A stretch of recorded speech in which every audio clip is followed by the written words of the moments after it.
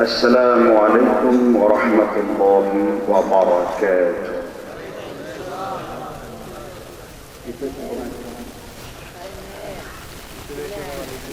الحمد لله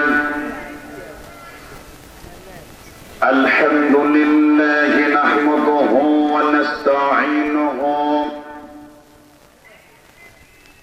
ونستغفره ونؤمن به ونتوكل عليه ونعوذ بالله من شرور أنفسنا ومن سيئات أعمالنا. من يهد الله فلا مضل له ومن يضلله فلا هادي له. وأشهد أن لا إله إلا الله وحده لا شريك له. وأشهد أن محمدا عبده ورسوله الذي أرسله بالحق بشيرا ونذيرا وداعيا إلى الله بإذنه وسراجا وقمرا منيرا. فقد قال الله تعالى في كلامه المجيد وفرقانه الحميد: أعوذ بالله من الشيطان الرجيم. بسم الله الرحمن الرحيم. إن الله وملائكته يصلون على النبي يا أيها الذين آمنوا صلوا عليه وسلموا تسليما. আমরা সকলেই জনাবে মুহাম্মদ রাসূলুল্লাহ সাল্লাল্লাহু আলাইহি ওয়াসাল্লামের উপরে পঠিত সর্বশ্রেষ্ঠ দরুদ পড়ছি। সেই দরুদের নাম কি? যদিও হাদিসের কোন ইবারতে এই দরুদকে দরুদে ইব্রাহিম বলা হয়নি, তাফসীরে ইবনে কাসির সূরা আহজাবের ব্যাখ্যা ইন্নাল্লাহা ওয়া মালাইকাতাহু ইউসাল্লুনা আলান নবী, সাহাবীগণ বললেন, হে আল্লাহর রাসূল, আমরা কিভাবে আপনার উপরে দরুদ পড়ব? আল্লাহর নবী দেখালেন, এইভাবে তোমরা দরুদ পড়বে যেটা পরবর্তীতে সালাতের মধ্যে আমার আল্লাহ কিয়ামত পর্যন্ত উম্মতে মুসলিমদের সমগ্র মাসলাকের মুসলিমদের জন্য এই দরুদকে আমার আপনার জন্য বরাদ্দ করেছেন, যেটাকে আমরা দরুদ ইব্রাহিম বলে জানি, তাই না? সকলে বলছি আল্লাহুম্মা সাল্লি আলা মুহাম্মদ ওয়া আলা আলি মুহাম্মদ কামা সাল্লাইতা আলা ইব্রাহিম ওয়া আলা আলি ইব্রাহিম إنك حميد مجيد. اللهم بارك على محمد وعلى آل محمد كما باركت على إبراهيم وعلى آل إبراهيم إنك حميد مجيد. কাকিয়ারচর মধ্যপাড়া হাফিজিয়া মাদ্রাসার উদ্যোগে 31শে ডিসেম্বর 2020 রোজ বৃহস্পতিবার আজকের মাহফিলের সম্মানিত সভাপতি জনাব আলহাজ মোহাম্মদ আব্দুল মান্নান সাহেব, সম্মানিত সহসভাপতি আব্দুস সুবহান মাস্টার সাহেব, মঞ্চপ্রবিষ্ট বিশিষ্ট উলামায়ে ইকরাম, অধিকার মুসল্লিয়ানে ইজম, আমার পূর্বে আলোচনা করলেন আমারই বন্ধুঘর শেখ মুফতি মোহাম্মদ আলী হাফিজাহুল্লাহ। আল্লাহ প্রত্যেকের আলোচনাকে, কোরআন সুন্নাহর আলোচনাটা আল্লাহর জন্য কবুল করে নিন। আমরা যেন সেই আলোচনার মাধ্যমে আমাদের নিজের ভুল সংশোধন করে আমরা যেন সত্যিকার অর্থে আল্লাহর জন্য আমল করতে পারি, এই জন্য সেই আল্লাহর জন্য সকলে বলেন আমিন। আপনারা যে এখানে বসতে পেরেছেন এই জন্য খুশি না বেজার? মুমিনগণ খুশি হলে কি বলে সম্বোধন করে? বাকিরা কি মুখস্থ নাই নাকি? আমার কথা বলছি না।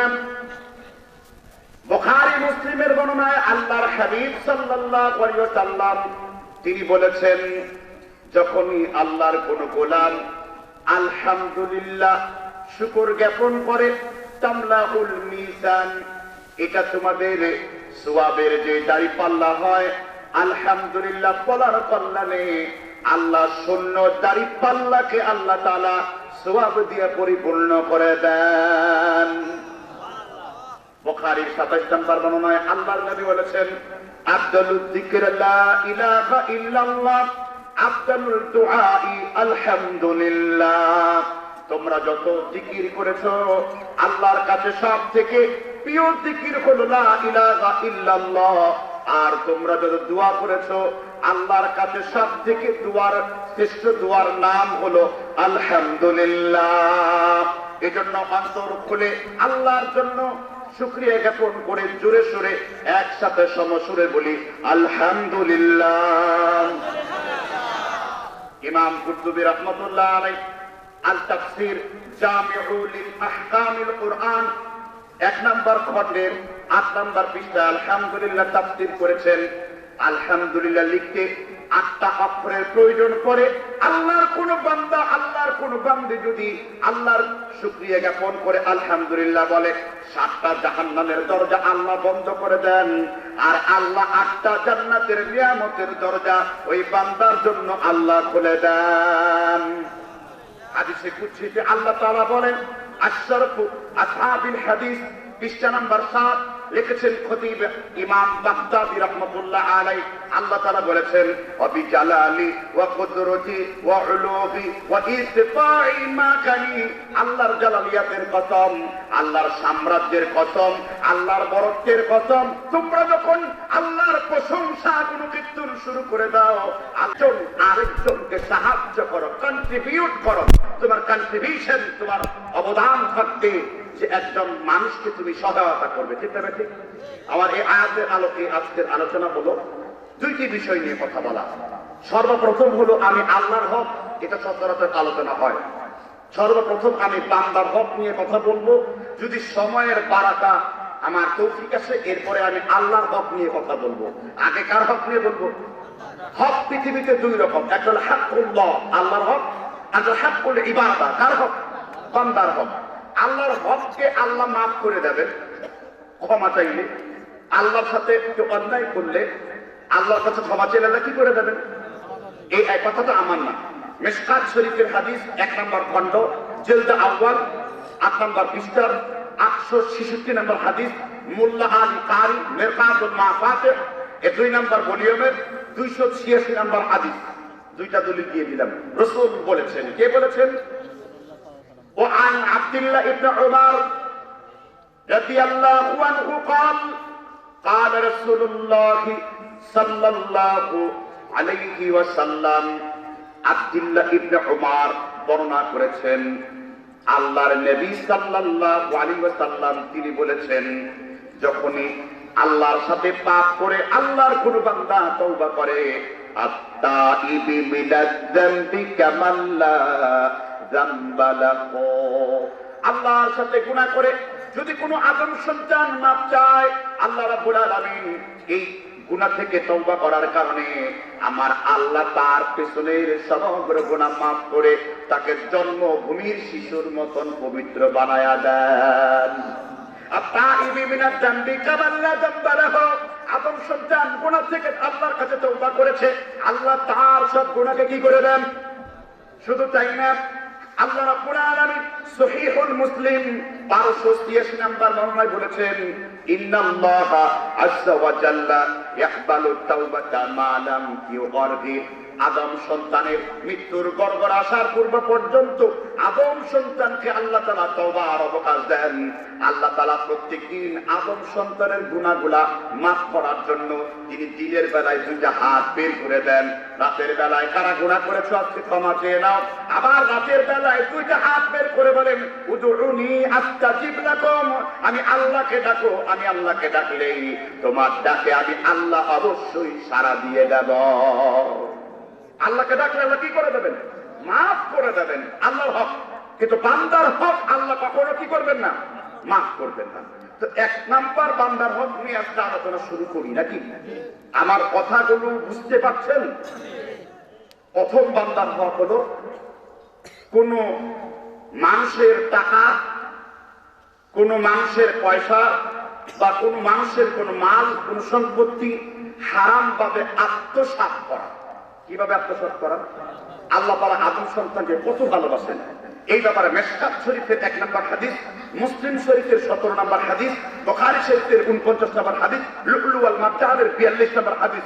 وعن ابي هريره رضي الله عنه قال قال رسول الله صلى الله عليه وسلم اذا قتل احدكم, আবু হুরায়রা বলেছেন আল্লাহর রাসূল বলেছেন যদি কোনো আদম সন্তানকে তোমাদের মারবার প্রয়োজন পড়ে, ইদা কতালা আহাদুকুম, আদম সন্তানের কোন ব্যক্তিকে মারতে প্রয়োজন পড়ে, খবরদার ওয়াজতানিবুল ওয়াজ, তোমরা তার চেহারার মধ্যে আঘাত করো। কিসের মধ্যে? মাদ্রাসার ছাত্রদেরকে পেটান, হুজুরদেরকে বলি খবরদার প্রয়োজনে পিছনে লাল করে ফেলেন, চামড়া তুলে ফেলেন, তাতে কোনো আপত্তি নেই, কিন্তু তার চেহারা আঘাত করতে পারবেন না। ইন্নাল্লাহা খালাকা আদম আলা সূরাতিহি, আল্লাহ তাআলা বলেন আদম সন্তানের চেহারাটাকে আমি আল্লাহ আমার নিজের সূরত অনুযায়ী বানিয়েছি। আমি আল্লাহ আদম সন্তানকে আমার নিজের সূরত অনুযায়ী বানিয়েছি। এবার একদল ভণ্ড পীররা বলল যত আল্লাহ তত আল্লাহ, মুহাম্মদ খোদা নেই, ওয়ালাকিন খোদা তে জুদা নেই, মুহাম্মদ খোদা না কিন্তু খোদা থেকেও আলাদা না। আসলে এখানে সূরাতের ব্যাখ্যা ওই ল্যাংটা জঙ্গলি পীর এক বিন্দু পরিমাণ বুঝে নাই। এখানে সূরাতের ব্যাখ্যা হলো আল্লাহ রাব্বুল আলামিন হাদিসের ব্যাখ্যাটা ভালো করে বোঝার জন্য কোরআন খোলো, সূরাতুল ইনফিতার আল্লাহ সুবহানাহু ওয়া তাআলা 4 নম্বর আয়াতের পরে বলেছেন আল্লাযী খালাকাকা ফাসাওয়াকা ফাআদালাক ফি আইয়ি সূরাতিন মা শাআ রাক্কাবাক। আমি আল্লাহ তাআলা আদম সন্তানের চেহারাটাকে আমি আল্লাহ আমার নিজের ইচ্ছা মতো একটা আকৃতি দিয়ে বানিয়েছি। আল্লাহ যেভাবে চেয়েছেন ওইভাবে আদম সন্তানকে বানিয়েছেন। লাকাদ খালাকাল ইনসান ফি আহসানি তাকওয়িম, আমি আদম সন্তানকে সবথেকে সুন্দরতম অবয়ব চেহারা দিয়ে আমি পৃথিবীতে প্রেরণ করে দিয়েছি। মানুষের চাইতে কোনো সুন্দর পৃথিবীর কোনো কিছুই হবে না। মানুষের সৌন্দর্যের কাছে পৃথিবী ম্লান হয়ে যাবে। আর পৃথিবীর সব থেকে বেশি সুন্দর কাকে বানিয়েছেন? আমার বন্ধু মুহাম্মদ আলী একটু পূর্বেই সূরা আল নাসর তাফসীর করছিল। ওয়ারাফা'না লাকা যিকরাক, ইবনে আব্বাসের একটা হাদিস এনেছিল যিকরতু মাই, ও রাসূল আমি আপনার মর্যাদাকে উচ্চ আকাঙ্ক্ষায় নিয়ে গিয়েছি, আমি আপনার মর্যাদাকে পৃথিবীর সব মানুষের চাইতে আমি আল্লাহ সবচাইতে উপর দিকে তুলে দিয়েছি। কোন নবী আপনার মর্যাদায় আসবে না, কারণ আপনি 7 নবীদের লিডার। এই জন্য রাসূল বলতেন আনা তাক্কিতে বলতে আদম লা ফাকরা লাহু, আমি 7 বনি আদমের নেতা, এতে তোমার নবীর কোনো গর্ব নাই। আদমের নেতা, মুসার নেতা, ঈসার নেতা, ইউসুফের নেতা, পৃথিবীর সব নবীদের নেতা আমার নবী মুহাম্মদ। আদম সন্তানকে যখন মারতে হবে কোথায় মারা যাবে না? এর অর্থ হলো আল্লাহ তাআলা তার নিজের মতো একটা আকৃতি দিয়ে কার বানিয়েছেন? প্রত্যেক মানুষকে বানিয়েছেন। তাহলে সেই আল্লাহর প্রিয় বান্দা হলো কে? মানুষ। এবার মানুষের উপর যে জুলম করবে, অত্যাচার করবে, তার ঠিকানা কোথায় হবে? এ কথা আমার না, সূরা ফুরুস আয়াত নম্বর 21 আল্লাহ বলছেন ইন্নাল্লাযীনা ফাতানুল মুমিনিনা ওয়াল মুমিনাতি সুম্মা লাম ইয়াতুবু ফালাহুম আযাবু জাহান্নাম। নিঃসন্দেহে যারা ইমানদার মুমিন মুমিনাতের উপর জুলুম করেছে, জুলুম করে তওবা করে নাই, আমি আল্লাহ তাআলা আদম সন্তানদেরকে জুলুম করার কারণে আমি আল্লাহ তাদেরকে জাহান্নামের আগুন দিয়ে পুড়িয়ে আমি তাদের বশীভূত করে দেব। জুলুম করলে তওবা করতে হবে। আর তওবার ধরন কি? আপনি যদি কোনো বান্দার হক নষ্ট করেন, ওই বান্দা মাফ না করা পর্যন্ত আল্লাহর কসম আমার আল্লাহ আপনাকে ক্ষমা করবেন না, যে কোনো রকম হক। যেমন উদাহরণ দেওয়া যাক, একটা লোক এই এলাকায় দুধের সাথে পানি মিশালো, যতজন লোককে পানি মিশালো ততজন লোকের কাছে যদি ক্ষমা না চায়, আল্লাহর কসম করে বলি কিয়ামতের দিন আমার আল্লাহর কাছে যতই আপনি তওবা করেন আপনার গুনাহ কিন্তু আল্লাহ মাফ করবেন না। কারণ রাসূল বলেছেন ইবনে মাজার বর্ণনায়, আল খাবিরু ফালাইসা মিন্নি, যে ব্যক্তি মানুষকে ধোঁকা দেয় সে আমার উম্মত হতে পারে না। আল খাবিরু ফালাইসা মিন্নি, যে ব্যক্তি মানুষকে ধোঁকা দেয় সে আমার কি হতে পারে না? উম্মত হতে পারে না। কারণ আদম সন্তানকে কষ্ট দিয়ে তার কাছে মাপ না চাইলে আপনি কখনো জান্নাত লাভ করতে পারবেন না। দ্বিতীয় আরেকটা বুঝাবার জন্য বলি, যেমন এই এলাকার মানুষ সুদে লেনদেন করে, যতজন লোকের কাছে সুদে লেনদেন করেছে ওই লোকগুলা যদি আপনার সুদের টাকা যদি আপনি ফিরিয়ে না দেন, আপনি যদি নামাজ পড়তে পড়তে আপনার কপাল যদি কালো করে ফেলেন না, তাতে যদি কোনো পোকামাকড় বসে যায়, পচন যদি ধরেও যায়, আল্লাহর কসম আপনার নামাজের কোনো সওয়াব আল্লাহর কাছে এক বিন্দু পৌঁছাবে না। কারণ কি আল্লাহ তাআলা নিজে কোরআনে বলেছেন, 2 নম্বর সূরা বাকারা 275-73 নম্বর আয়াত, আপনি বান্দার কাছে সুদ খান, আল্লাহ বলেছেন ইয়ামহাকুল্লাহুর রিবা ওয়া ইউরবিস সাদাকা ওয়াল্লাহু লা ইউহিব্বু কুল্লা কাফফারিন আতীম। আল্লাহ সুদকে ধ্বংস করেন, আল্লাহ সাদকাকে বৃদ্ধি করে দেন। আর যারা সুদের সাথে লেনদেন করে এমন পাপীদেরকে আল্লাহ কখনো পছন্দ করেন না। এখন আমি কোরআনের এই আয়াতের আলোকে বলি, আপনার এলাকার কোন লোক কি সুদে টাকা লাগায় এমন লোক আপনার এলাকায় আছে? কথা বলেন আছে? আরে ভাই, তুমি আমার কোনো কথা বলার দরকার নেই, আমার রাসূলকে তুমি জিজ্ঞাসা করো তোমার পরিণতি কি হবে। আল্লাহর হাবিব মুসলিম শরীফের হাদিস, কোন কিতাবের হাদিস? জোরে আওয়াজ দেন না কেন? কোন কিতাবের হাদিস? 1559 নাম্বার। কত নাম্বার হাদিস? ইমাম নববী মুসলিম শরীফের ব্যাপারে বলেন, বাবুন নাহবি আনির রাওয়ায়াতি আনিদ দুআফাই। ইমাম মুসলিম শরীফে যতগুলো হাদিস বর্ণনা করেছেন, কোন দুর্বল রাবীর বর্ণনাকৃত হাদিসকে ইমাম মুসলিম তার কিতাবের মধ্যে দেন নাই। মানে হলো বুখারী আর মুসলিম শরীফের ভিতর কোন দুর্বল হাদিস নাই। সুবহানাল্লাহ। বাবুন নাহবি আনির রাওয়ায়াতি আনিদ দুআফাই, সেই মুসলিম শরীফের হাদিস। সুদখোর কয় প্রকার? 4 প্রকার। কয় প্রকার? আমার কথা না, মুসলিম শরীফের 1559 নম্বর হাদিস, আল্লাহর রাসূল বলেছেন, وعن ابي هريره رضي الله عنه قال قال رسول الله صلى الله عليه وسلم। মুসলিম শরীফের হাদিস, রাসূল বলেছেন সুদখোর হলো 4 প্রকার। আকিলার রিবা, যারা খায়, মুকিলা হোক যারা দেয়, কাতিবা হোক যারা লিখে, ওয়া শাহিদাইহি আর যারা সাক্ষ্য দেয়, ওয়া কালাকুম সাওয়াউন। এই 4 প্রকার ব্যক্তি আমার আল্লাহর কাছে সুদখোর বলে আমার আল্লাহ গণে দেবেন। সুদখোর বলে আল্লাহ তাদেরকে প্রমাণ দেন, সুদখোর বলে আল্লাহর কাছে তারা বিবেচিত হবে। কয় প্রকার ব্যক্তি?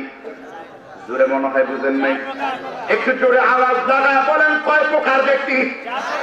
আকিলার রিবা, যে খায়, মুকিলা যে দেয়, ও কাতিবা যে লিখে, ও শাহিদাইহি আর যে সাক্ষ্য দেয়, ও কালাকুম সাওয়াউন যারা খায়, যারা দেয়, যারা সাক্ষ্য দেয়, আর যারা সুদের চাকরি করে, সুদের সাক্ষ্য দেয়, এই 4 প্রকার ব্যক্তি আমার আল্লাহর কাছে সুদখোর বলে গণ্য হয়। গণ্য তো হলেন সুদখোর। যে খেলো সে কি? সুদখোর। যে নিল সে কি? আর যে ব্যক্তি খাতায় লিখলো সে কি? আর যে ব্যক্তি সুদের চাকরি করে দারোয়ানগিরি যদি করে পাহারা দিল, সুদি দেন, সে কি বলেছেন মুহাম্মদ রাসূল যদি এতটুকুন বলতেন, আমি এতটুকুন বলতাম। রাসূল তারপর বলেছেন ওয়ালা আদলুন ওয়ালা সারফুন ওয়ালা আদলুন ওয়ালা সারফুন লা ইয়াকবালুল্লাহু মিন ওয়ালা ইউকাল্লিমুহুমুল্লাহ ওয়ালা ইউসাক্কিহিম।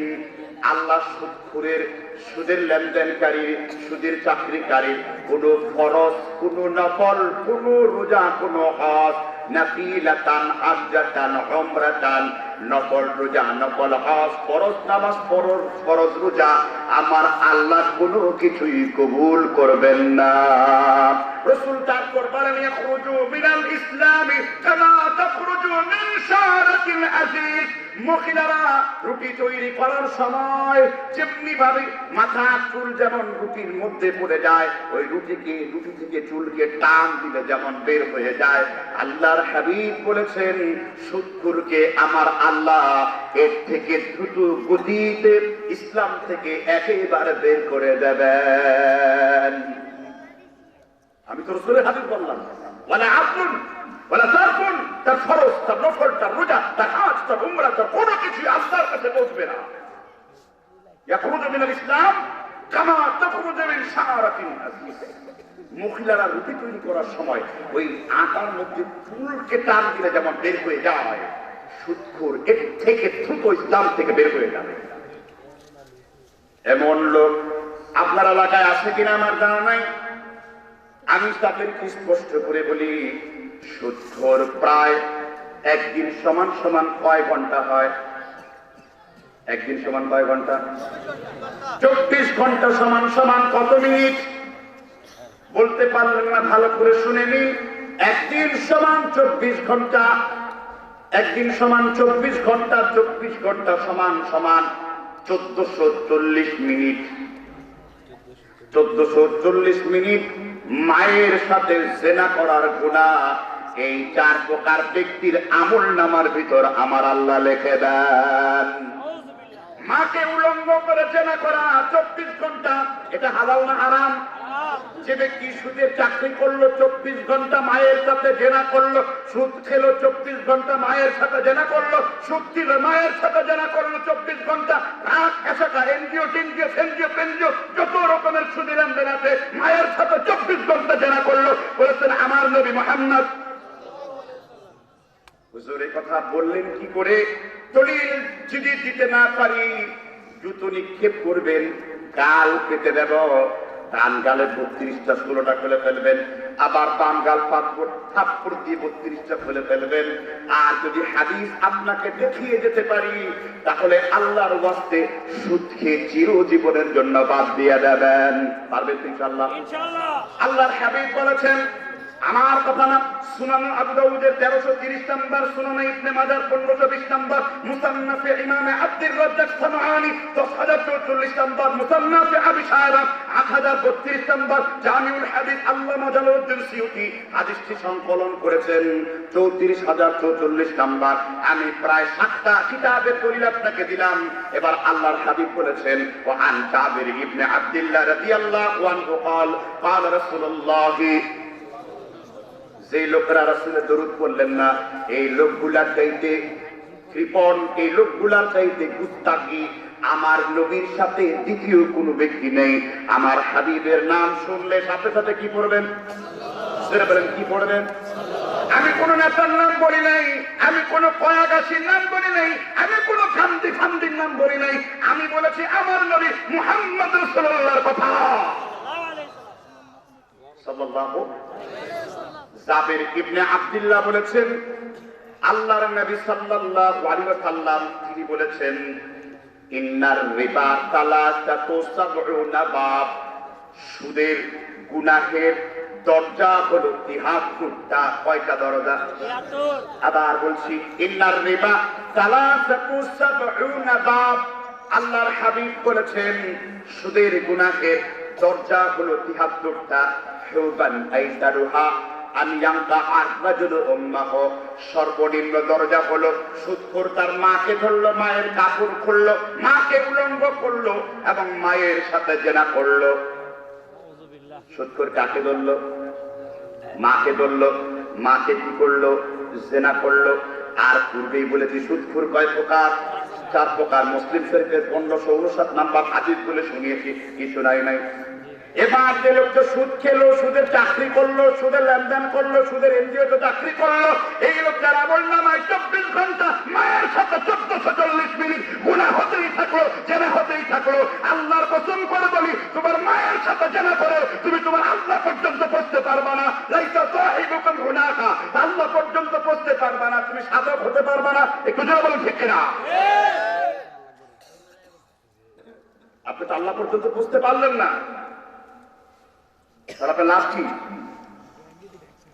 এবার সুদখোরকে মসজিদের কমিটিতে বসানো হলো কিনা বলেন? ময়লা দিয়ে ঝাড়ু যেমন পরিষ্কার করতে হয়, ইসলামের শাসন থাকলে ময়লা দিয়ে ঝাড়ু যেমন মসজিদ থেকে দূর করতে হয়, ময়লা দিয়ে পিটিয়ে পিটিয়ে এই সুদখোরকে মসজিদের কমিটি থেকে বাদ দিতে হয়। একথা আমার না, একথা আল্লাহ। একথা কার? দলিল দেন। সূরা তাওবা 9 নম্বর সূরার 18 নম্বর আয়াত। কয় নম্বর সূরা? সূরা তাওবা 9 নম্বর আয়াত। ইন্নামা ইয়া'মুরু মাসাজিদাল্লাহি মান আমানা বিল্লাহি ওয়াল ইয়াউমিল আখির। আল্লাহ বলেছেন, আল্লাহর ঘরটা তারাই আবাদ করবে যারা আল্লাহ এবং পরকালকে ভয় করে চলে। আল্লাহর ঘরটা তারা আবাদ করবে যারা আল্লাহর ঘরটা তারা আবাদ করবে, তারাই আল্লাহর ঘরের মুতাওয়াল্লি হবে। যারা আল্লাহর ঘরটা কি করে চলে? যারা আল্লাহর হুকুম পালন করে, ঠিক না ঠিক? আল্লাহ এবং পরকালকে যারা বিশ্বাস করে। এবার আমরা আল্লাহকে প্রশ্ন করলাম, আল্লাহর ঘরটা কারা আবাদ করবে? কারা মসজিদের মুতাওয়াল্লি হবে, সেক্রেটারি হবে, মসজিদের খাদেম হবে, মসজিদের দাস হবে, মসজিদকে ঝাড়ু দেবে, মসজিদের দায়িত্বশীল কারা হবে? আল্লাহর কাছে ওয়াজ আছে না নাই? আমার আল্লাহ সূরা তাওবার এই সূরাতে 112 নম্বর আয়াতে তিনি বয়ান করেন, তাইবুনাল আবিদুনাস সাইহুনার রাকিউনাস সাজিদুনাল আমিরুনা বিল মা'রুফ ওয়ান নাহুনা আনিল মুনকার ওয়াল হাফিযুনা লিহুদুদিল্লাহি ওয়া বাশশিরিল মুমিনিন। একটু জোরে বলেন সুবহানাল্লাহ। আল্লাহ বললেন আল্লাহর ঘরটা তারা আবাদ করবে, তাইবুন যারা তওবা করে, আবিদুন যারা সকাল থেকে সন্ধ্যা পর্যন্ত আল্লাহ এবং তোর রাসূলের কথা মতো চলে, হামিদুন যারা আল্লাহর প্রশংসা করে, রাকিউন যারা পশ্চিম দিকে আচার খায়, মানে 5 ওয়াক্ত নামাজ আদায় করে, সাজিদুন যারা সিজদা করে, তাদেরকে আল্লাহ তাআলা মসজিদ আবাদ করার জন্য দিয়েছেন। এখন যে নামাজ পড়ে না, রোজা রাখে না, হজ করে না, দাড়ি রাখে না, হালাল হারামে তমিজ রাখে না, এই লোকটাকে মসজিদের মাসব করে দেওয়া জায়েজ নাই। সত্য বললেন কি? বাস্তবতা, বাস্তবতাকে রিয়ালিটি কি? সত্যের নিরিখে বলুন এটা করেন কিনা? মসজিদের মুতাওয়াল্লি 4টি খালি কথা না হয়। মসজিদের প্রথম মুতাওয়াল্লির নাম কি বলতে পারলেন না? কোরআনুল কারীমে আল্লাহ তাআলা সূরা বাকারার 189 নম্বর আয়াতের পরে বলেছেন, মসজিদের প্রথম মুতাওয়াল্লির নাম হলো সাইয়েদনা ইব্রাহিম আর তার ছেলে ইসমাঈল। তাহির বাইতিয়া লিত-তাইফিন ওয়াল আকিফিন। হে ইব্রাহিম, হে ইসমাঈল, মসজিদে যারা ইতিকাফ করবে, তাওয়াফ করবে, তাদের জন্য রুকআ সুজুদ, রুকু আর সিজদাকারী বান্দা বান্দির জন্য আল্লাহর ঘর মসজিদটা পবিত্র করে দাও। তাহলে মসজিদের মুতাওয়াল্লি আল্লাহর নবীরা ছিল, মসজিদের মাতব্বরিতে আল্লাহর নবীর অনুসারীরাই থাকবে, ঠিক না? ঠিক। কোন সুদখোরের জায়গা মসজিদের জায়গায় হবে না। কারণ আগেই বলেছি, সুদকে কোনো লাভ নাই। আল্লাহর হাবিব বলেছেন, উসরিয়া লাইলাতান, আমি রাতের বেলায় মেরাজ করলাম। মেরাজ বুঝেন তো, সাধারণ মানুষের মতো নয়। কোন নবীকে আল্লাহ তাআলা আসমান থেকে উপরে উঠিয়ে নেন নাই। মুসা আলাইহিস সালামকে মেরাজ করালেন। ওয়া খররা মুসা মুসা তুই অবশ হয়ে যা। আল্লাহ তাআলা মুসার মেরাজ করেছিলেন তুর পাহাড়ে, জানেন তো। আর আমার আল্লাহ আল্লাহর নবীর মেরাজ করিয়েছেন। আল্লাহ তাআলা বলেন, রাসূল সব নবীদেরকে আমি মেরাজের ইলম দিয়েছি, ইলমাল ইয়াকিন দিয়েছি, কিন্তু আমি আল্লাহ তাআলা আপনাকে আইনাল ইয়াকিন, আমি আল্লাহ আপনাকে জান্নাত দেখিয়েছি, জাহান্নাম দেখিয়েছি, সিদরাতুল মুনতাহা দেখিয়েছি, আরশ মুআল্লা দেখিয়েছি, জাহান্নামের পরিণতি দেখিয়েছি। রাসূল বলেছেন উসরিয়া লাইলাতান, আমি রাতের বেলা মেরাজ করলাম, তোলাতু ফিন্নারি, জাহান্নামের মধ্যে উঠে দিয়ে দেখলাম এক শ্রেণীর লোকের পেটটা একেবারে বিরাট বড় ঘরের মতন, মটকার মতন। এবার জিব্রাইলকে আল্লাহর হাবিব বললেন, মান হাউলাইকা জিবরিল, ও জিবরিল, এই লোকগুলোর পেট যে ফুলে উঠেছে, এই লোকগুলোর পরিচয় আমাকে দাও। এবার জিবরাইল বলছেন, আকিলার রিবা, এই লোকগুলো সুদ খেত, সুদের লেনদেন করত, এই জন্য তাদের পেটকে সাপ আর বিচ্ছু দিয়ে আমার আল্লাহ পরিপূর্ণ করে দিয়েছে।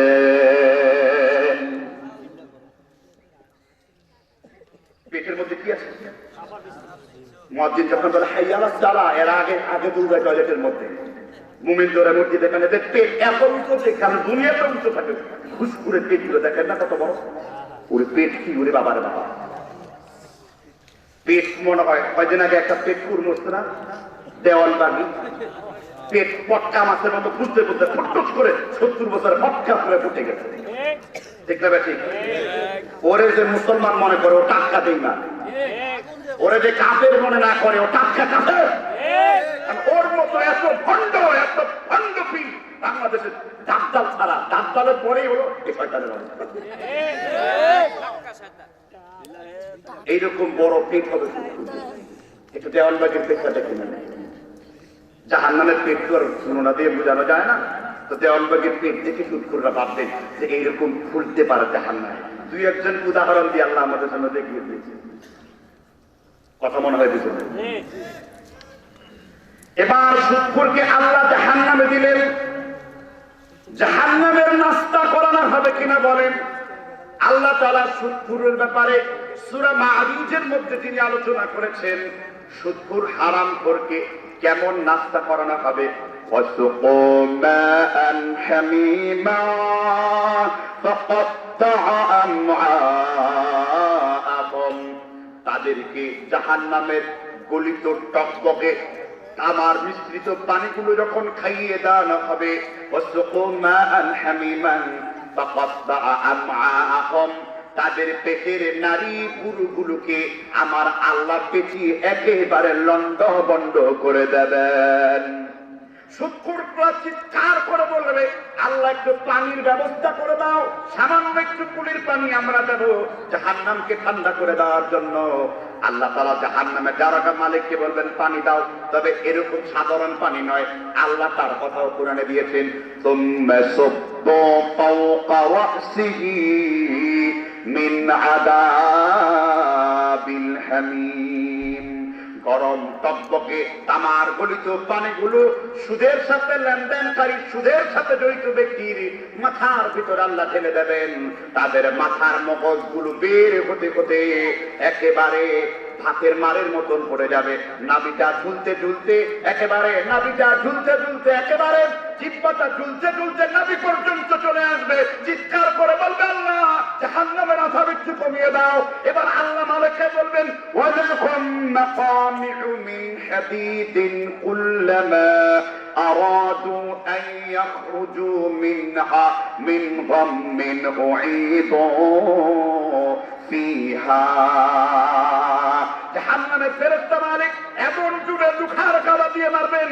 ওয়ালাকুম মাকামিউ মিন হাদিদ, লোহার গাদা, লোহার বিরাট বড় মুগুর দিয়ে মারবেন। মুগুর দিয়ে মারার সাথে সাথে যখনই আপনি সুদের আযাব ভোগ করে জাহান্নাম থেকে বের হতে চাইবেন, আবার ধাক্কা দিয়ে আপনাকে জাহান্নামের আগুনের মধ্যে চড়িয়ে দেওয়া হবে। আল্লাহ বলবেন আগুনে ফেললেই হবে না, উরহিকুহুম সাউদা, তাকে আগুনের পাহাড়ের মধ্যে চড়িয়ে দাও, যেই পাহাড় দিয়ে আগুন টকটক করে দাউ দাউ করে বের হয়ে আসে।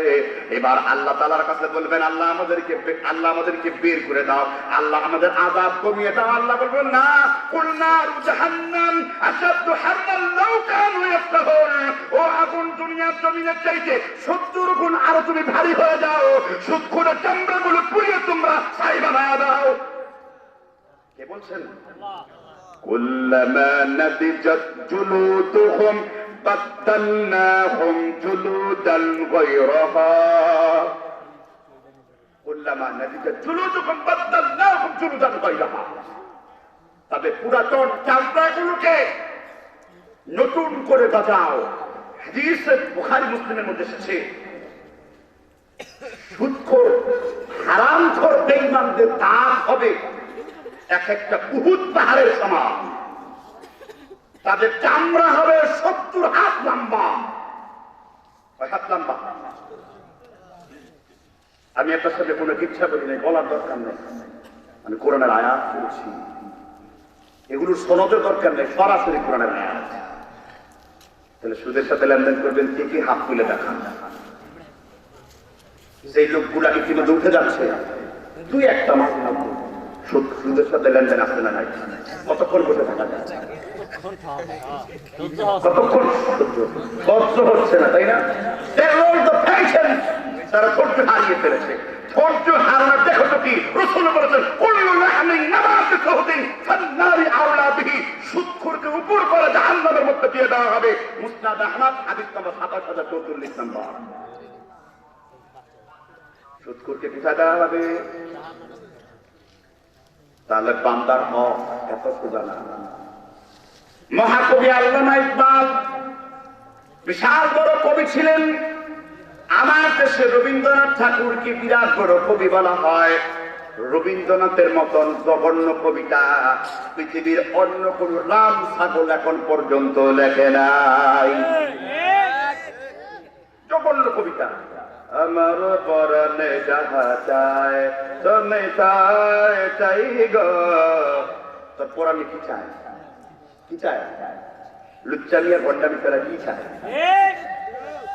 আর মহাকবি আল্লামা ইকবাল বলেছেন, কে হাইদাত ওয়াহিদ इबादत की लायक, ज़बा और दिल की शहादत की लायक, उसी की भरोसा करो गर करो तुम, उसी की तलब में मरो जब मरो तुम, मुबर्रह शिरकत किसने अल्लाही, अखवत के गुलदन किसने सजाई।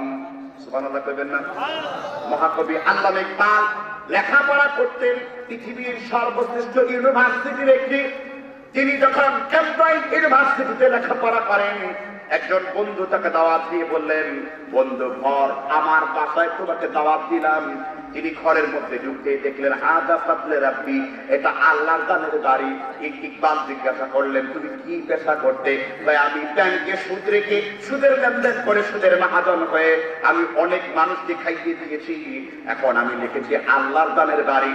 এবার আল্লামা ইকবাল তাকে নিয়ে কবিতা বানালেন, সুদ সাবানি হ্যাঁ সুদ সাবানি হ্যাঁ মেরা মুরব্বি, क्या लिखना कि तुम दियाल का उपराया हादा मिन फजले रब्बी, সুদের টাকা দিয়ে বানিয়েছো বাড়ি আর করছো তুমি বাহাদুরি আর বলছো তুমি আল্লাহর দান, আল্লাহ তোমায় করবেন সবথেকে বড় অপমান।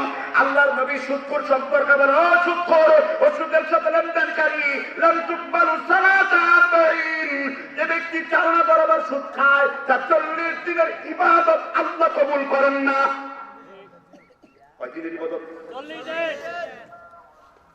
এই কথাগুলো শুনে যারা মানতে পারলেন না, তওবা করতে পারলেন না, এখনো অনাহূত সুদের সাথে লেনদেন বন্ধ করতে পারলেন না, আল্লাহ কসম করে বলি, আমি ময়মনসিংহ 30 সাল আজকের মতো একটি টপিক নিয়ে বক্তব্য দিচ্ছিলাম, 2013 সালের ঘটনা। আমার এই সুদের বক্তব্য শুনে জনতা ব্যাংকের সরকারি ব্যাংকের ম্যানেজার পরের দিন চাকরি রিজাইন করে দিয়েছে।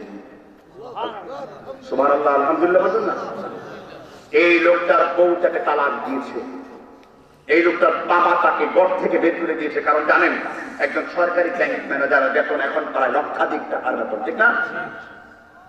এই লোকটা আমারে বলল, হুজুর বাবা সাল্লাম মা সাল্লাম, আমার পর ডিভোর্স খেলাম, তবে আমার কোনো আপত্তি নাই। আমি চিন্তা করে দেখলাম আমি সবাইকে সারলাম, কিন্তু আমি আমার আল্লাহকে সারলাম না। 10 বছর বিয়ে করেছেন, সন্তান নাই, ডিভোর্স করেছেন, নতুন আরেকটা বিয়ে করেছেন। বিয়ের 2 বছর পরে আল্লাহ তাআলা ফুটফুটে একটা সুন্দর সন্তান তাকে দান করেছেন। আমাকে টেলিফোন করে বললেন, হুজুর কি নাম রাখবো? আমি বললাম, তোমার সন্তানের নাম রাখো আব্দুর রহমান। তার ছেলের নাম রাখলো আব্দুর রহমান। বলল, হুজুর সুদ ছাড়ার বরকতে আমি একটা ফুটফুটে পুত্র সন্তান পেয়েছি। শুধু তাই না, আমি আমার বাড়ির বিক্রয় লব্ধ আমার পিতৃপুরুষের কিছু টাকা দিয়া ব্যবসা করেছি। ব্যবসায় প্রায় ব্যবসা থেকে 10 গুণ বেশি লাভ হয়েছে। আমার আল্লাহ বলেছেন, ইয়ামহাকুল্লাহুর রিবা, সুদ ছেড়ে দে, ইউরবিস সাদাকা। আমি আল্লাহ তোর সদকার মধ্যে, মালের মধ্যে বরকত বাড়িয়ে দেব। বাস্তব, অ্যাকচুয়াল। আমার সাথে নাম্বার লাগলে নিয়ে টেলিফোন করতে পারে। আল্লাহর জন্য ভালোবাসা। কার জন্য ভালোবাসা? রাসূল বলেছেন, মান আ'তা লিল্লাহি তাআলা ওয়া মান আযফাতা লিল্লাহি তাআলা ওয়া মানআ লিল্লাহি তাআলা। তোমরা আল্লাহর জন্য ভালোবাসো, আল্লাহর জন্য ঘৃণা করো, আল্লাহর জন্য কাউকে কোনো কিছু দান করো। তাহলে যারা মানুষের কাছ থেকে সুদে টাকা নিয়েছেন, সুদ কোষা নিয়েছেন, আল্লাহর কসম, তারা যদি হজ করেন, তাদের হজ হলো তসবিহ, সুরমা, আতলার কুরমা। আর হজ করতে কেন যায়? তসবিহ, সুরমা, আতরা, কুরমা, এটা হলো তার হজ। তার হজ হয়? কথা বলেন না, তার হজ হয়? তার হজ হয় না। হজ করতে গেলে আপনাকে হালাল টাকায় অর্জন করতে হবে। এই জন্য রাসূল বলেছেন। কে বলেছেন? যারা বলেন, কে বলেছেন? আল্লাহর হাবিবকে প্রশ্ন করা হলো। তিরমিজি শরীফের বর্ণনা 4030 নম্বর হাদিস, ইসনাদুহু সহিহ। ইমাম তিরমিজি সংজ্ঞা লাগিয়েছেন, হাদিসটি হলো সহিহ। আলবানী হাসান বলেছেন, ইমাম শাকিব হাসান সহিহ বলে উল্লেখ করেছেন। আল্লাহর নবী সাল্লাল্লাহু আলাইহি ওয়াসাল্লাম দেখলেন, ইউতিলুস সাফারা আশআআতা আকবারা, একটা লোক বিরাট বড় সফর করে এসেছে।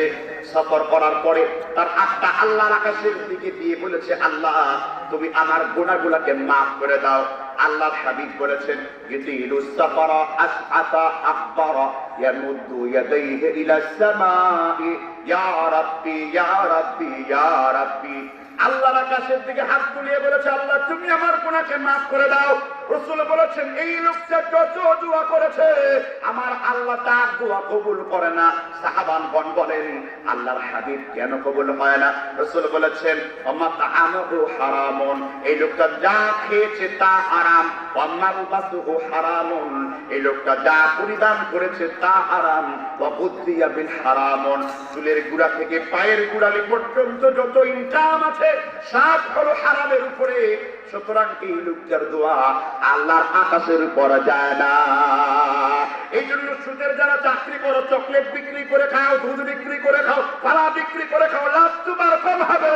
রাসূল বলেছেন, আল কাসিম হাবিবুল্লাহ, যে ব্যক্তি হালাল ইনকাম করে ওই ব্যক্তি আমার আল্লাহর বন্ধু। আল কাসিম হাবিবুল্লাহ, যে ব্যক্তি হালাল ইনকাম করে সে কার বন্ধু? আল্লাহ। যারা বলেন কার বন্ধু? এখন সুদ ছাড়তে পারবেন তো? যারা বলেন সুদ ছাড়তে পারবেন তো? এবার আল্লাহ বলেছেন সূরা বাকারা 2 নম্বর সূরা 276 নম্বর আয়াত, ইল্লাম তাফআলু ফা'দানু বিহারবিন মিনাল্লাহ। যে ব্যক্তি এই বক্তব্য শুনে, ওয়াজ শুনে, রাসূলের হাদিস শুনে, জাহান্নামের বিবরণ শুনে সুদকে ছাড়তে পারলো না, আল্লাহ রাব্বুল আলামিন তাদের সাথে যুদ্ধ ঘোষণা করেছেন। রাসূল তাদের সাথে যুদ্ধ ঘোষণা করেছেন। আল্লাহর সাথে যুদ্ধ করে, রাসূলের সাথে যুদ্ধ করে তুমি কেমনে আল্লাহর গোলাম হবা? এই জন্য আল্লাহর গোলাম যদি হতে হয় এই মুহূর্তে তওবা করো। আল্লাহ সুদ খেয়ে ভুল করেছি, সুদের টাকা লেনদেন করে ভুল করেছি, আল্লাহ তুমি আমারে ক্ষমা করে দাও। ক্ষমা করবেন কিনা? আপনি পাপ করতে করতে হয়রান হন, কিন্তু আমার আল্লাহ মাফ করতে হয়রান হন না। আপনি পাপ করতে করতে ক্লান্ত হয়ে যান, আমার আল্লাহ মাফ করতে ক্লান্ত হন না। রহমতের দরজা আল্লাহ বন্ধ করেন নাই। ওয়াসিআ রাহমাতি কুল্লি শাই, প্রত্যেক বস্তুর সাথে আল্লাহ রহমত আছে না নাই?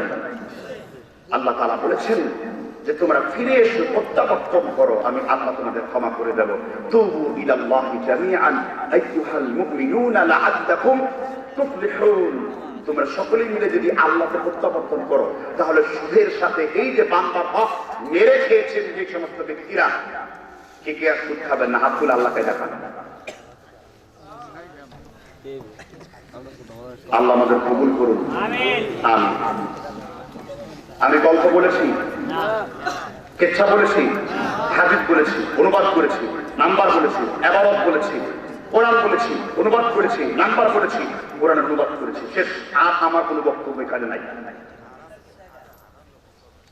জি, তাহলে একটি বান্দার হক বুঝলেন তো নাকি? এখনই শেষ হয়নি, আরো কি? দ্বিতীয় অপশন হলো যারা জমিন ঠকিয়েছেন, ওয়ারিশান ঠকিয়েছেন, যারা একটা শক্তিশালী ফতোয়া শুনে নেন, কোন মুসলমানের বাচ্চা যদি মারা যায়, তার ওয়ারিশানের সম্পত্তি বন্টন করার আগ পর্যন্ত তার জানাজা দেওয়া আপনার জন্য হারাম। আগে তার ওয়ারিসদেরকে সম্পদ বন্টন করে দিতে হবে। বুখারী মুসলিমের বর্ণনায় আল্লাহর হাবিব বলেছেন, তুমি যদি একটি কাপড় রেখেও মারা যাও আর তাতে যদি 10টি ভাগ হয়, তবু এই 10টি ভাগ একত্রিত করে তোমার জানাজা কমপ্লিট হবে, নাহলে হবে না। আল্লাহর নবীর জানাজা কয়দিন পরে হয়েছিল কেউ কি জানেন? আল্লাহর নবীর জানাজা 3 দিন পরে হয়েছিল। কয়দিন পর? কথা কি মনে হয় বুঝেন নাই?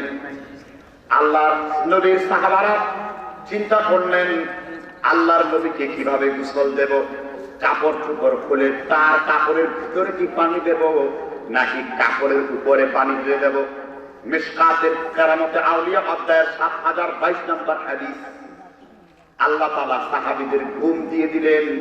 ঘুমের মধ্যে আল্লাহ স্বপ্নে দেখালেন যে আমার হাবিবের কাপড়ের উপর দিয়ে তোমরা পানি ঢেলে দাও। আমার হাবিবের কাপড় খোলার দরকার নেই, আমি আল্লাহর কাছে রাসূলের কাপড়ের উপরে পানি দিলে আমি আল্লাহ আমার হাবিবের জানাজাকে আমি আল্লাহ কবুল করে নেব। গোসল কবুল হয়ে গেছে।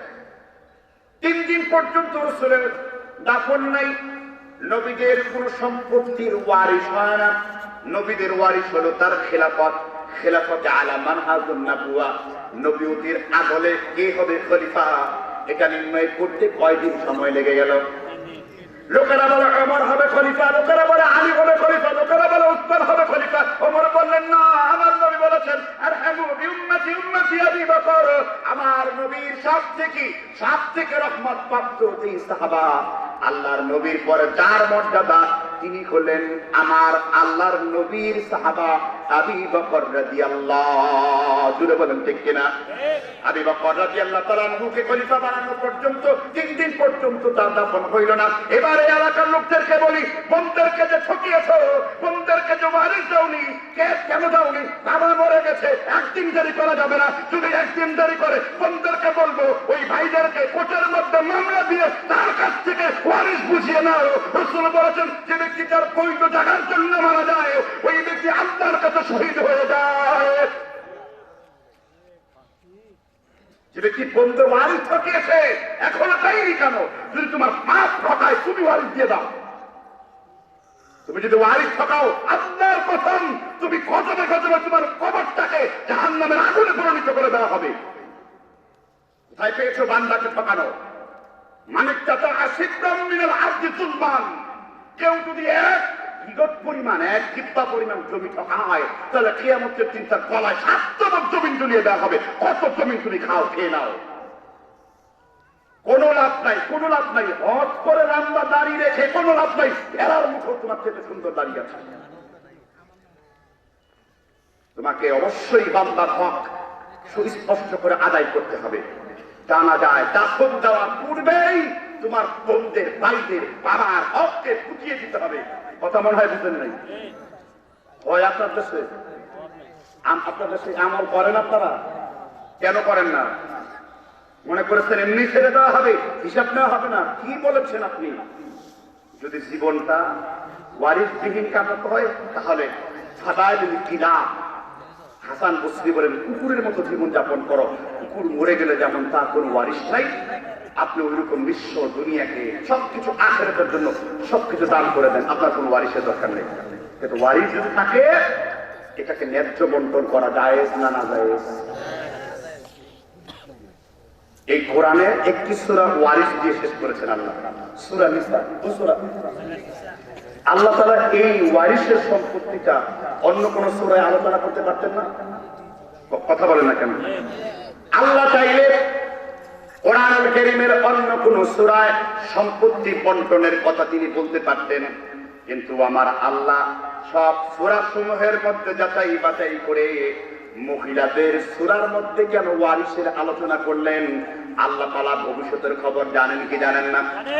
আল্লাহ ভালো করে জানেন ওয়ারিসের ব্যাপারে সবথেকে বেশি যারা ঠকবে তারা হবে নারী। এই জন্য আমার আল্লাহ সূরাতুন নিসার ভিতরে ওয়ারিসের আলোচনা করেছেন। ভাই যদি 2 ভাগ পায়, বোন পাবে 1 ভাগ।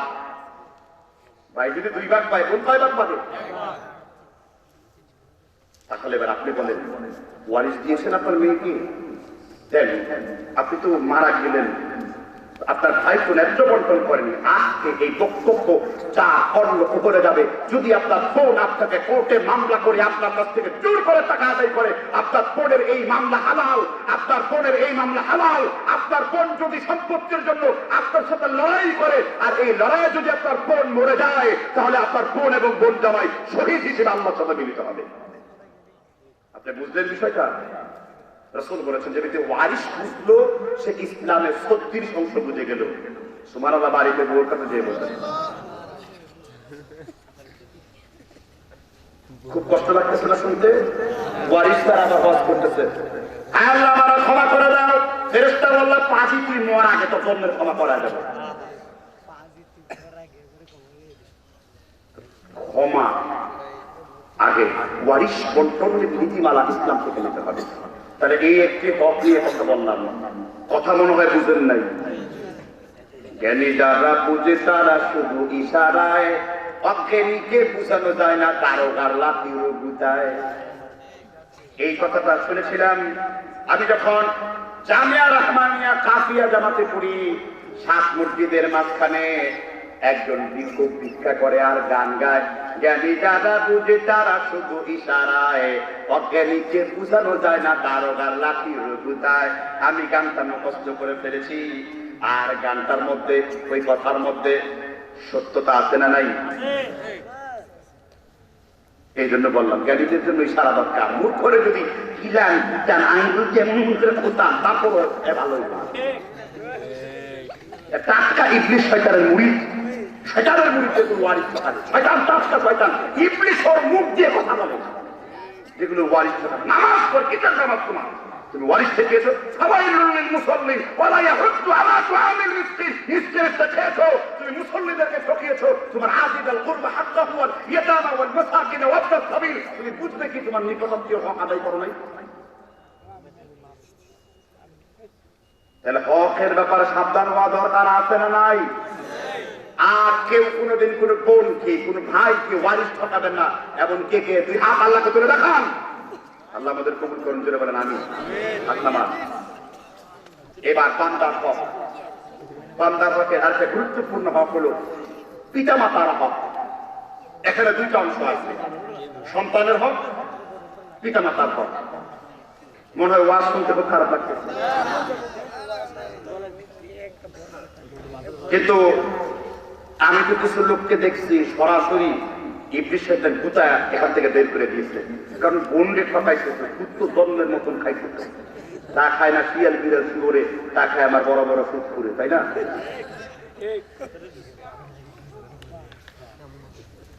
এই বাবা মার হক সম্পর্কে কোরআন হাদিসের নির্দেশনা আছে না নাই?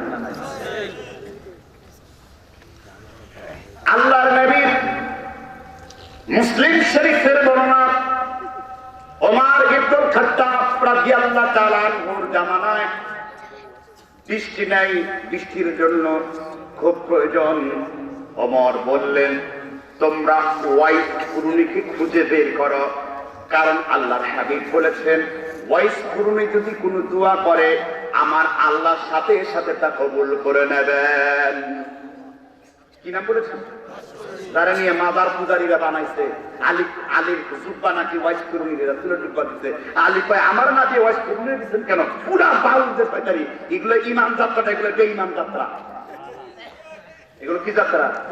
বেঈমান যাত্রা। এই বেঈমান যাত্রা কেউ শুনবেন না। মুসলিম শরীফের বর্ণনা এতটুকু আছে, ওয়াইস করুনি কোন দোয়া করলে আল্লাহ কবুল করে নেন। ওমর ইবনে খাত্তাব রাদিয়াল্লাহু তাআলা বর্ণনা করেছেন, আল্লাহর হাবিবকে ওয়াইস করুনি চিঠি লিখেছেন যে আল্লাহর রাসূল, আমার মা অসুস্থ, আমি আমার মায়ের খেদমত করব নাকি আপনি রাসূলকে দেখা দেব? রাসূল বললেন, তোমার মায়ের খেদমত বাদ দিয়া আমি রাসূলুল্লাহর সাথে দেখা করা দরকার নেই, কারণ আমি রাসূলের সাথে দেখা করার চাইতেও তোমার মায়ের খেদমতকে আমার আল্লাহ তাআলা জরুরি করে দিয়েছেন। মায়ের খেদমতের কোনো দরকার নাই। আল্লাহ রাসূল বলেছেন, এত বোর হাত টিপে কেন, পা টিপে কেন, বোর আনুগত্য করে কেন? রাসূল বলেছেন, না তাকুল মুসা, ওই পর্যন্ত দুনিয়া কিয়ামত হবে না যেই পর্যন্ত না স্বামী আর স্ত্রীর জন্য স্বামী টিপ হয়ে যাবে। সাহাবীগণ বললেন, ইয়া হাবিবাল্লাহ মা মা'না টিপুন, রাসূল আমাদেরকে বুঝিয়ে বলুন টিপ কাকে বলে। রাসূল বলেছেন, একটা পশুর যেমন দুগ্ধ খাওয়ার জন্য গাভীর পিছনে পিছনে ছুটে দাঁড়ায়, কিয়ামতের পূর্বে এই স্বামীগণ স্ত্রীর আঁচলের পিছনে এইরকম ছুটে যাবে, শিবরন শিবরন বেরাআন বেরাআন।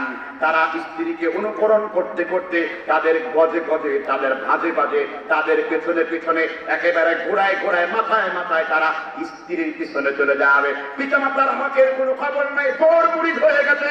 আজকে রাসূল 1442 বছর পূর্বে বলেছেন, আপনার এলাকায় এমন আল্লাহর গোলাম আছে না নাই? তোর বউ মরলে তোর বউ পাওয়া যাবে, কিন্তু আমার মা মরলে মা কোনোদিন ফিরে পাওয়া যায় না। তোর বউর পায়ের নিচে জান্নাত পাওয়া যাবে এমন কথা নবী বলেন নাই, কিন্তু তোমার মায়ের পায়ের নিচে জান্নাত হবে না নাই?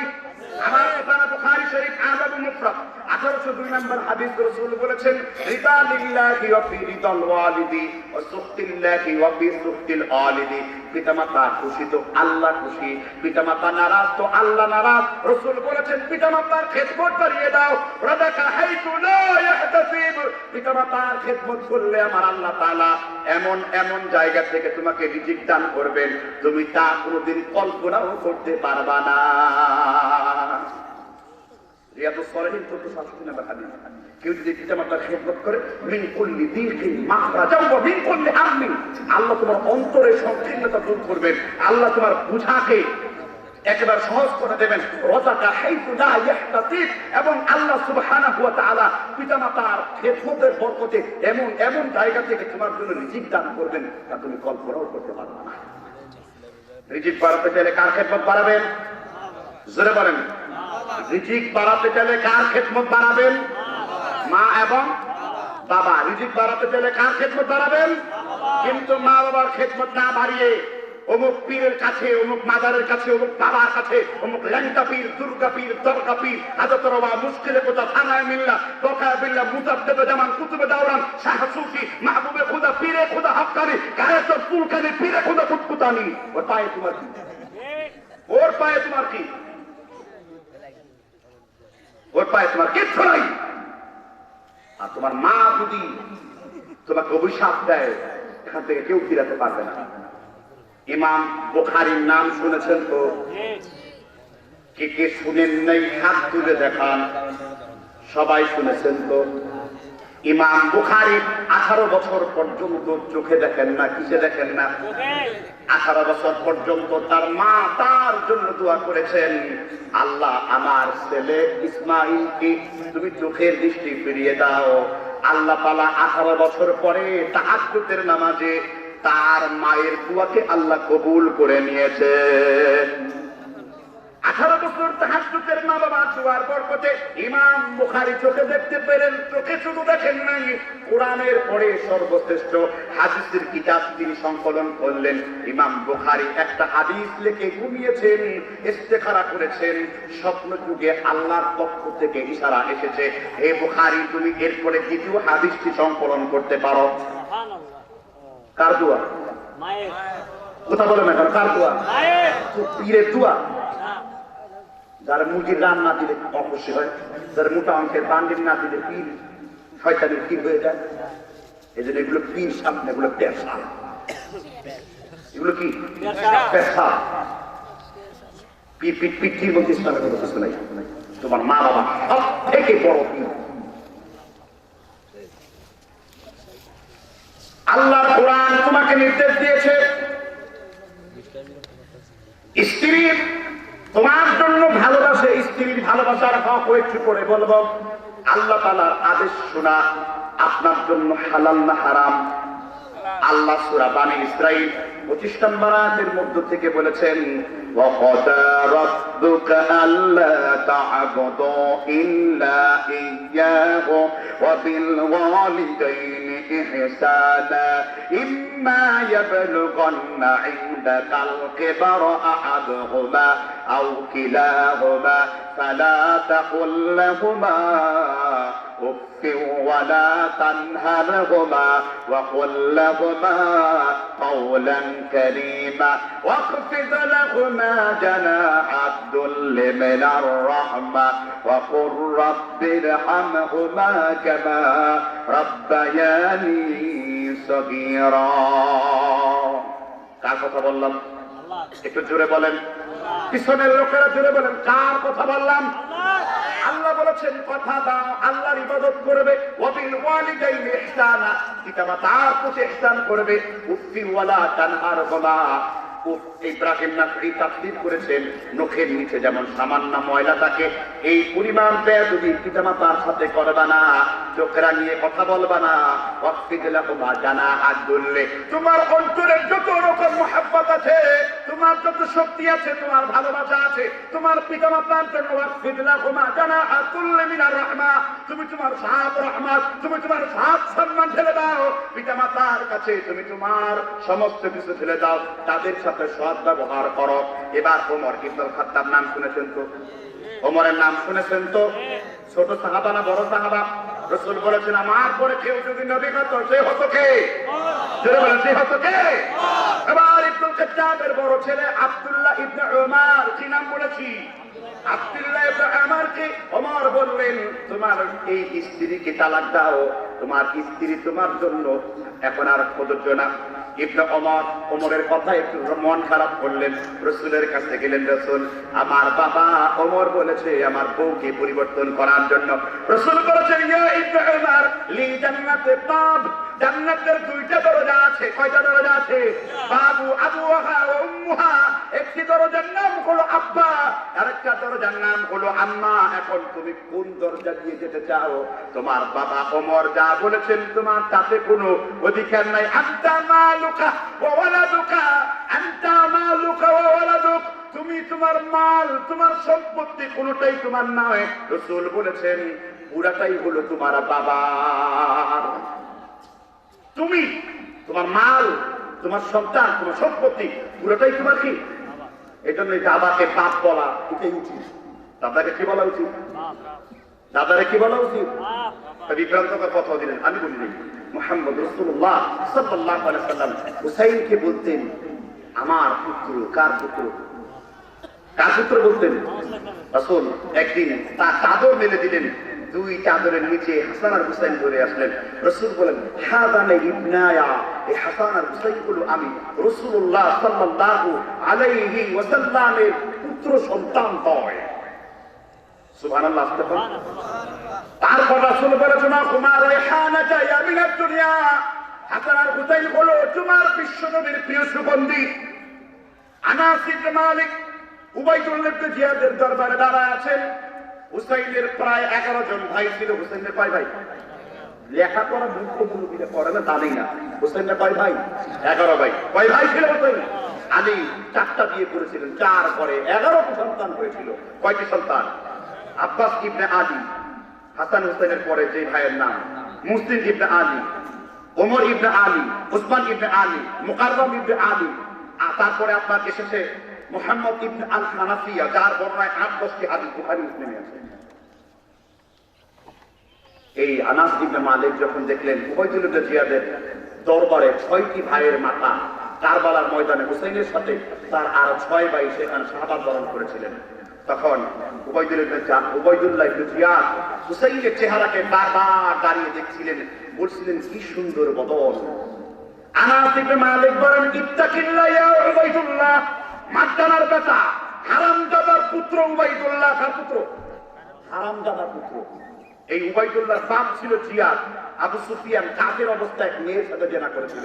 ওই হারামজাদার পুত্র হলো উবাইদুল্লাহ ইবনে জিয়াদ। তিনি হুসাইনের মাথাকে কেটেছিলেন। আনাস ইবনে মালিক বলেছেন, আমি একদিন ওজুর পানি নিয়ে রাসূলের কাছে গেলাম। রাসূল আমার জন্য 4টা দোয়া করলেন। আনাস, আল্লাহ তোমাকে দীর্ঘ হায়াত দান করবেন। আনাস ইবনে মালিকের হাতে তার বংশের প্রায় 63 জনের দাফন তার নিজের হাতে করেছেন। বাড়িতে সুবহানাল্লাহ বলেন। সিয়ারু আলামি দুবালা 5ম খণ্ড 556 নম্বর পৃষ্ঠা ইমাম শামসুদ্দিন জাহাবি হাদিসটা লিখেছেন।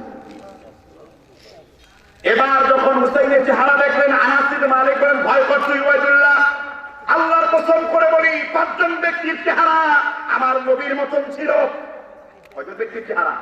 হুসাইনের চেহারা নবীর মতন ছিল। আলী চাচাতো ভাই জাফর ইবনে আবি তালিবের চেহারা আল্লাহর নবীর মতন ছিল। আব্দুল্লাহ ইবনে আব্বাসের চেহারাটা আল্লাহর রাসূলের মতন ছিল। মুসাইব ইবনে আমারের চেহারাটা আল্লাহর নবীর মতন ছিল। এরপরে আনাস ইবনে মালিক বলেন, আল্লাহর কসম